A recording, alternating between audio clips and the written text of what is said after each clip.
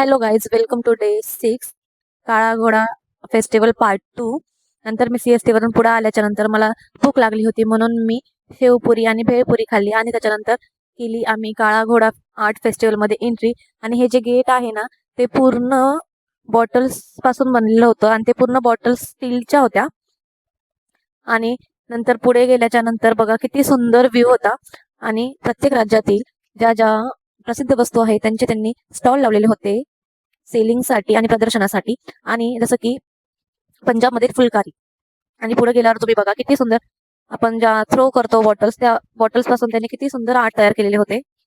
आणि पुढे जाऊन बघा तुम्ही, तो जो स्टॅच्यू होता तो पूर्ण काचेपासून बनवलेला होता. आणि पुढे इथे या स्टुडंटने माहिती देणारी एक सायकल बनवली होती, ज्याच्यात सतयुग, त्रेतायुग, द्वापारयुग आणि कलयुग होतं. आणि तो माहिती देत होता त्याच्याबद्दल. आणि ते हँडीक्राफ्ट होतं जे राजस्थानवरून आलेलं होतं. त्याच्यामध्ये खूप छान लॅम्प्स होते. आणि हे बघा, त्यांनी झाडाला सुद्धा किती छान डेकोरेशन केलेलं आहे. आणि नंतर हे जे वडापाव दिसत होते ते एक आर्टिफिशियल होते, ते पण एकदम ओरिजिनल दिसत होते. जिथे हा फेस्टिवल होता तिथे खूप छान असा काळ्या घोड्याचा स्टॅच्यू होता. आणि असाच फेस्टिवलचा आनंद घेत आम्ही निघालो घरी. Bye guys.